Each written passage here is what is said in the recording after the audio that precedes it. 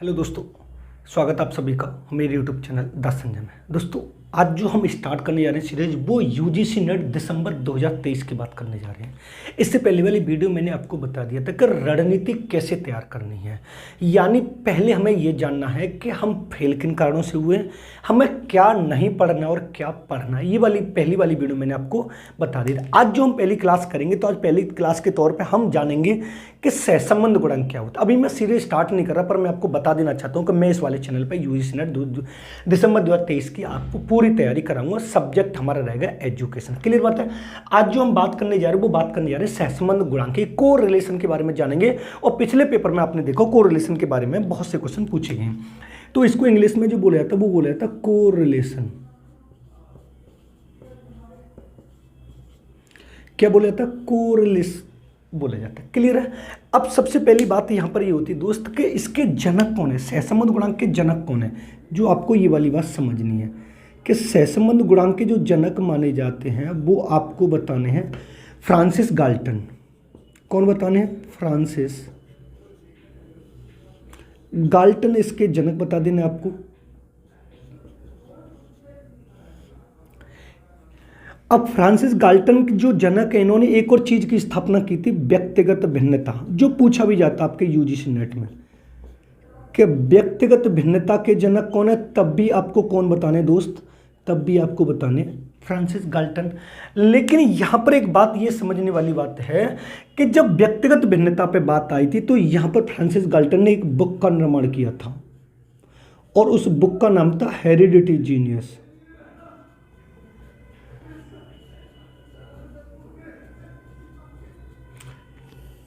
उस बुक का क्या नाम था? हेरिडिटी जीनियस की बात थी। यानी अगर आपसे ये पूछता है कि फ्रांसिस गाल्टन ने किस किस का निर्माण किया है तो आपको बता देना सहसंबंध गुणांक और व्यक्तिगत भिन्नता का। लेकिन व्यक्तिगत भिन्नता में इन्होंने एक बुक का निर्माण किया था जिसका नाम था हेरिडिटी जीनियस। क्लियर बात है। लेकिन अब सहसंबंध गुणांक होता क्या, इसके बारे में आपको पहले कॉन्सेप्ट पता होना चाहिए। बात नहीं समझते हैं। देखो, सहसंबंध गुणांक समझना, इसको गुणांक दो से अधिक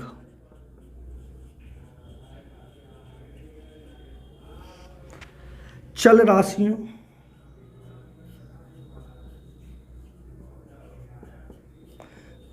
कोमा घटनाओं के बीच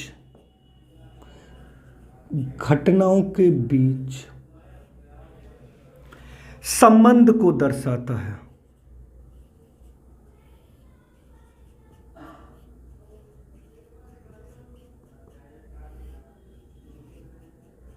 कहने का तात्पर्य यहां पर सहसंबंध गुणांक क्या होता है? सहसंबंध, संबंध से भी आपको समझ में आ रहा हो कि जब दो चीज होंगी और दोनों चीजों में सहसंबंध है, दोनों चीजें एक दूसरे से कहां तक संबंधित है, इस बात का पता लगाने के लिए हमें सहसंबंध गुणांक की गणना करनी पड़ती है।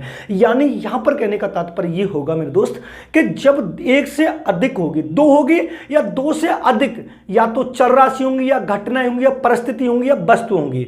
बात यहां पर यह है कि मान लीजिए एक वस्तु ये है और एक वस्तु ये है। ये वाली वस्तु इस वस्तु से कहां तक सहसंबंधित है, ये वाली वस्तु इस वस्तु से कहां तक सहसंबंधित है। एक तो ये वाली बात है। एक मान लीजिए एक कंडीशन ये है, एक कंडीशन ये है, एक कंडीशन ये है, एक कंडीशन ये है, एक कंडीशन ये है और एक कंडीशन ये है। यानी ये वाली वस्तु इस वस्तु से, इस वस्तु से, इस वस्तु से, इस वस्तु से, या इस वस्तु से, इस वस्तु से, इस वस्तु से, इस वस्तु से। यानी अगर यहां पर ये 6 वस्तु हैं तो 2 से अधिक हो गई। अगर ये वाली 2 वस्तु हैं, ये दोनों वस्तु एक दूसरे से किस सीमा तक सहसंबंधित है, इसका पता लगाने के लिए हमें किसकी गणना करनी पड़ती है? कोरिलेशन या सहसंबंध गुणांक की गणना करनी पड़ती है, या 2 से अधिक। अब मान लीजिए मैं आपको यहां पर यूजीसी नेट का अगर एग्जांपल देना चाहूं, यूजीसी नेट कितने यूनिट आ रही है समझना। इसको कितनी यूनिट्स आ रही हैं तो आपको बता 10 यूनिट्स आ रही है। इसके कितने चैप्टर हैं तो आपको बताना 40 चैप्टर हैं। कितने चैप्टर हैं?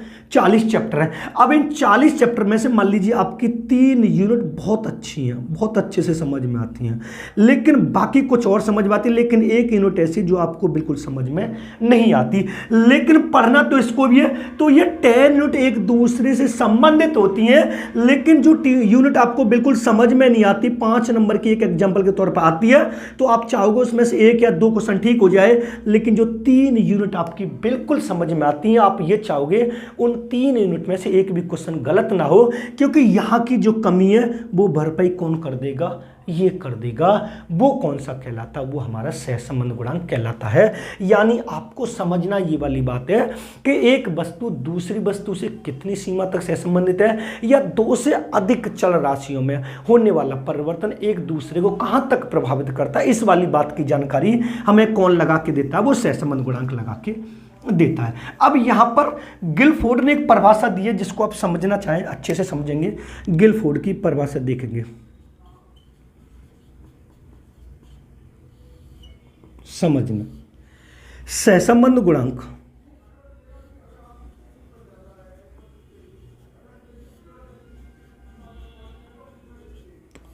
वह अकेली संख्या है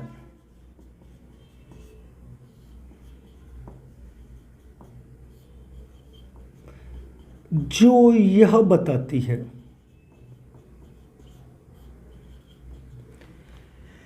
कि एक चल राशि में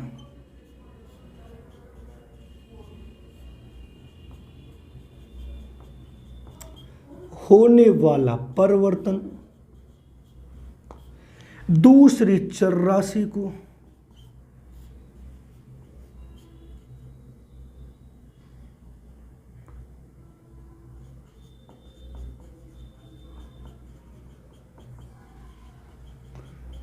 कहां तक परिवर्तित करता है। यानी एक चल राशि में होने वाला परिवर्तन दूसरी चल राशि को कहां तक चेंजेबल बनाता, वो सारी की सारी बात का पता लगाने के लिए हमें किसकी गणना पड़ी करेगी, सहसंबंध गुणांक की गणना करनी पड़ेगी। अब आपको समझ में और कैसे आएगा, जब हम इसके प्रकार से करते हैं। मान लीजिए इसके प्रकार की बात करते हैं, सहसंबंध गुणांक के प्रकार की बात करते हैं, समझना। दिखाई दे रहा है, देखो सबसे पहला जो हमारा होगा धनात्मक सहसंबंध होगा।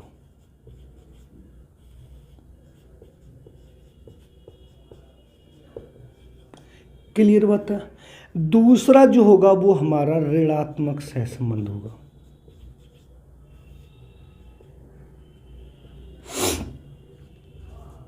तीसरा जो होगा हमारा शून्य सहसंबंध होगा।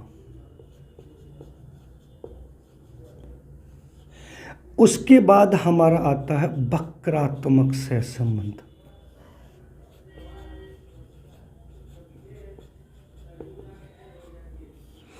उसके बाद आता है हमारा रेखीय सहसंबंध। समझना। उसके बाद आता है हमारा द्विश्रेणिक सहसंबंध।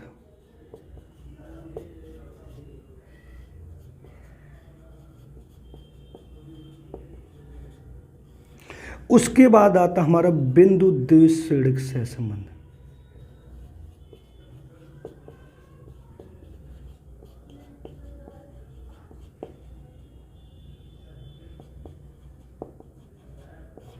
उसके बाद हमारा आता है चतुष्कोणिक सहसंबंध।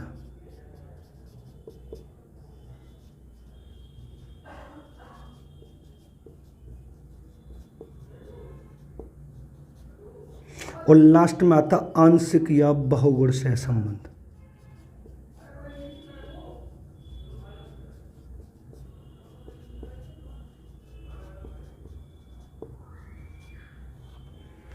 ये इतने सारे सहसंबंध, और इन सहसंबंध से आप यूजीसी नेट के किसी एग्जाम में बैठे 100% आपको नंबर देख के जाएगा। अब ये सहसंबंध कहलाते क्या हैं, इनके बारे में हम जानकारी करेंगे। इससे पहले मैं आपको एक इंफॉर्मेशन देता हूं। मान लीजिए अगर आप सच में यूजीसी नेट दिसंबर 2023 वाला क्रैक करना चाहते हैं, क्रैक करने के लिए पहले आपकी रणनीति होनी चाहिए। रणनीति होने के लिए पहले आपके पास एक कंटेंट ऐसा होना चाहिए जो आपको सफिशिएंट हो और जिसको आप पढ़कर लगे कि हाँ सच में हमारे पास कुछ है। तो इसी को ध्यान में रखते हुए अगर आप यूजीसी नेट एजुकेशन और फर्स्ट पेपर के नोट्स चाहते हैं तो 7217377533 आप इस नंबर पर व्हाट्सअप करते हो, और जो मैंने वो नोट्स अपने बनाए मेरे हैंड रिटन, जिनको पढ़कर मैंने लगातार 5 बार नेट क्रैक किया है, नेट पास किया है, लगातार कितने बार, 5 बार नेट पास किया है। आप इस नंबर पर व्हाट्सअप करके देख लीजिए। अगर आपको डेमो पसंद आता नोट्स का तो आप नोट्स लीजिए, अन्यथा नहीं है। अगर ये भी नहीं आता तो चैनल को सब्सक्राइब कर लेना, क्योंकि इस वाले चैनल पे आपको यूजीसी नेट और असिस्टेंट प्रोफेसर से संबंधित सारी जानकारी मिलेगी। और ये वाले नोट्स आपको यूजीसी नेट के असिस्टेंट प्रोफेसर में भी काम आएंगे,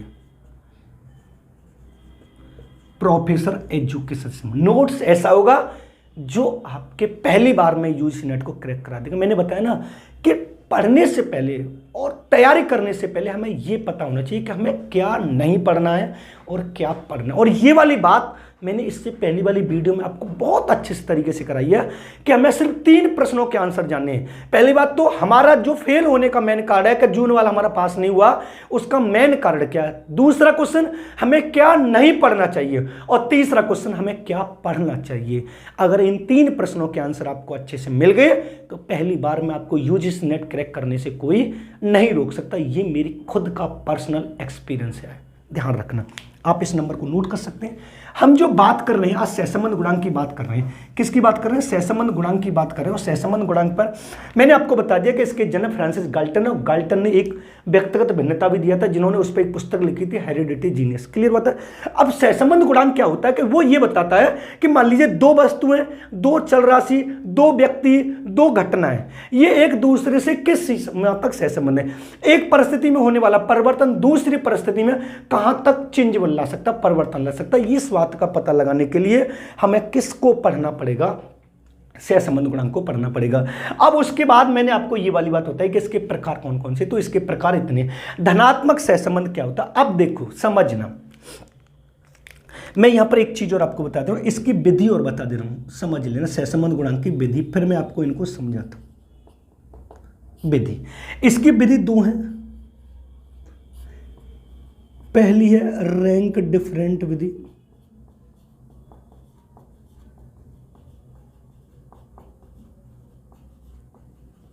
जिसको मैं कोटि अंतर भी बोलता हूं।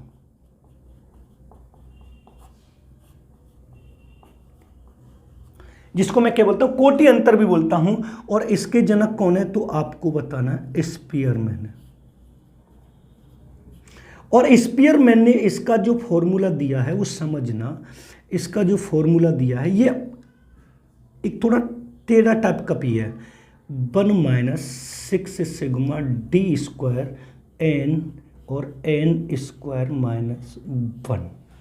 ये फॉर्मूला भी आपको याद करना है, क्योंकि अब की बार विषमता का फॉर्मूला पूछा गया 3 मध्यमान माइनस मध्यांक बटे 2। इस बार जो फॉर्मूला पूछा गया वो ये वाला पूछा गया था, 3 मध्यमान माइनस मध्यांक बटे 2। ये फॉर्मूला किसका था? तो विषमता का था। किसका था? विषमता का था। तो 1-2 फॉर्मूले तो आते आपको याद करने पड़ेंगे। तो मैंने आपको यहां पर बता रहा हूं सहसंबंध गुणांक की विधि कितनी है, तो मैंने बताई 2 विधि है। पहले रैंक डिफरेंट यानी स्पीयरमैन इसके जनक है, और इसका जो फॉर्मूला दिया वो R बराबर 1 - 6 sigma D square N N square minus 1 है। दूसरी जो विधि है हमारी, दूसरी जो विधि है वो है हमारी प्रोडक्ट मोमेंट विधि।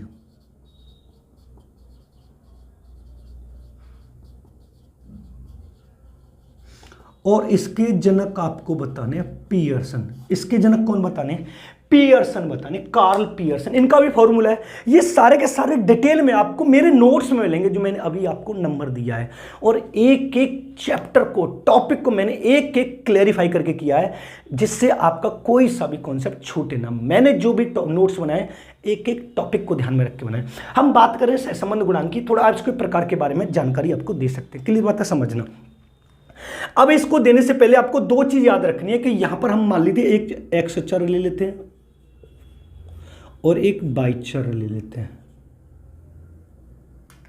एक कौन सा ले लेते हैं, बाई चर ले लेते हैं। समझना, अब सहसंबंध गुणांक ये कहेगा कि एक्स चर और बाई चर, मैंने दो चर ले लिए, मैं दो परिस्थिति भी ले सकता हूँ, दो घटना भी ले सकता हूँ, दो व्यक्तियों के नाम भी ले सकता हूँ, लेकिन मैं आपको समझाने के तौर पर वो वाले पॉइंट ले रहा हूँ जो पेपर में पूछे जाते हैं। मान लीजिए मैंने ले लिया एक एक्स चर और एक बाई चर। अब धनात्मक सहसंबंध क्या कहलाएगा, मान लीजिए धनात्मक सहसंबंध क्या कहलाएगा, ये धनात्मक सहसंबंध ये कहलाता है कि मान लीजिए जब एक्स चर में होने वाला परिवर्तन, एक चर में होने वाला परिवर्तन सेम दूसरे चर में भी परिवर्तन लेकर आए, यानी जो कंडीशन पहले वाले में घट रही है वो एक कंडीशन दूसरे वाले में घटे, वो कौन सा सहसंबंध कहलाता है, तो आपको बताना है धनात्मक सहसंबंध कहलाता है। मान लीजिए अगर एक्स चर में 1 रुपया बढ़ रहा है तो बाई चर में भी 1 रुपया बढ़ेगा, अगर एक्स चर में 5 रुपए घट रहे हैं तो बाई चर में भी 5 घट रहे हैं, यानी कंडीशन दोनों की अगर सेम रहेगी तो आपको धनात्मक सहसंबंध लगाना है। किसी एक चर में होने वाला परिवर्तन दूसरे चर में समान परिवर्तन लेकर आता है,